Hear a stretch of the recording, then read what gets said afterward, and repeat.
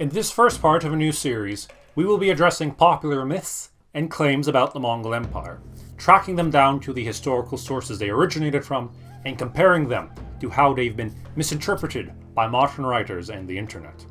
While doing so, we'll show what they can help us learn about the Mongol Empire and the sources on it. In our first episode, we look at a popular claim regarding the safety of travel across the Mongol Empire for women and buckets of gold.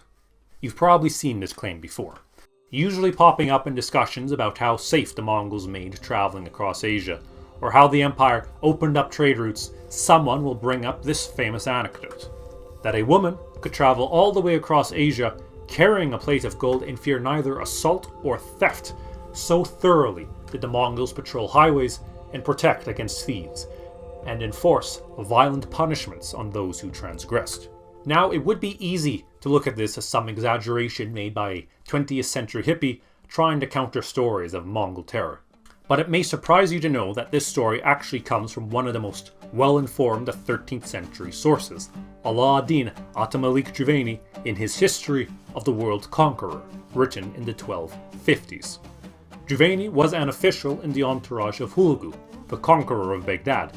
He later went on to serve as the governor of Baghdad for the Ilkhans, while his younger brother Shams al-Din was their viceroy until 1284. Having travelled to the Mongol imperial capital Karakorum and back, Juvayni was no stranger to the Mongols, and that is reflected in his history, which provides one of the most important sources on Mongol history up to the mid-13th century, and perhaps the most detailed single description of Mongol governance in Central Asia. While Juvayni served the Mongols, it does not mean he viewed them all as good chaps. In particular, Juvayni sought to enhance the image of the House of Tolui, the family of Chinggis Khan's fourth son, and the father of Juvayni's boss Hulagu, and his brother, the Grand Khan Mernka. Those who were outside of this lineage fared worse in Juvayni's work. This culminates in Juvayni's chapter on Chinggis Khan's second son Chagatai. Juvayni, like most Islamic writers, had no love for Chagatai. Chagatai appeared in many sources, especially Islamic, as a harsh enforcer of his father's laws, particularly when they clashed with the tenets of Islam.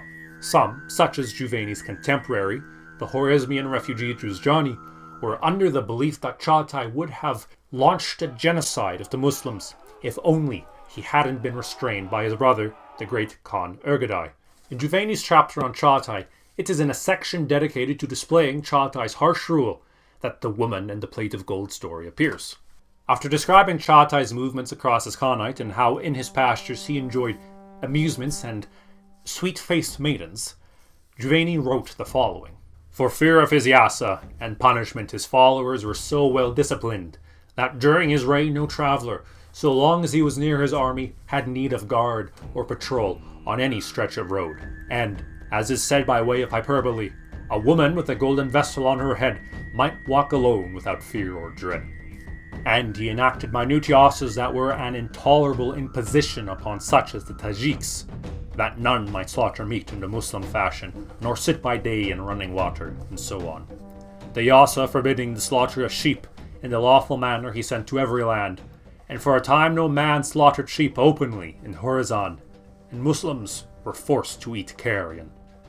Juvayni then goes on to describe Chagatai's prominence following Urgadai's death in 1241 until Chagatai's own death from illness only a few months later.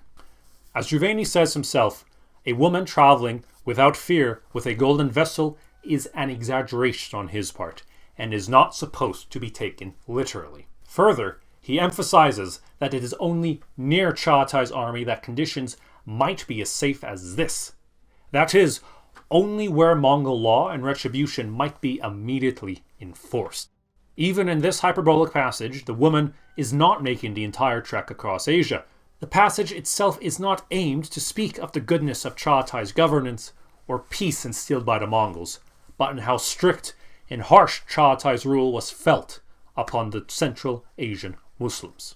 Any article or post you read where a woman could walk across the Mongol Empire with gold is simply repeating something taken out of context and did not happen. Where the Mongol armies were stationed, there is generally indication that people were too frightened to steal or break laws near it. The Mongols set up way stations to guide along the routes, and did patrol and protect stretches of road, and sought to reduce banditry in order to promote trade along the famous Silk routes, as Juvayni himself even describes. It was, to a degree, safer along these routes than it had been in previous or succeeding centuries. But no mistake should be made. Mongol rule did not make the trip from Europe to China one without danger, particularly once the Mongols began fighting each other. Even when not at war with each other, the Mongol army could not be everywhere. And we have enough accounts from those few people who did make the overland journey to know that robbery and assault did not end under Mongol rule. A woman walking by herself with a pot of gold would not get very far unless she had 10,000 Mongols walking beside her to protect her. This has been the first of our shorts on Mongol myths. If you have others you wonder about, feel free to leave them in the comments and I'll investigate them if I can. Until next time.